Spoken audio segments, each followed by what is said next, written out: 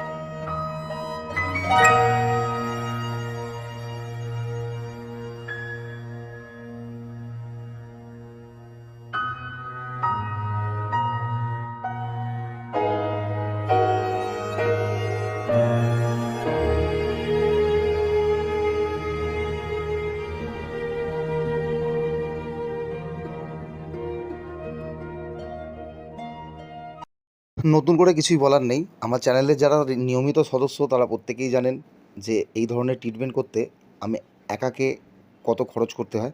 তো কেউ যদি সামান্য মেডিসিন দিয়ে আমাকে হেল্প করতে চান, করতে পারেন। তার আমার সব কিছু ডিটেলস দিয়ে রাখলাম। ধন্যবাদ।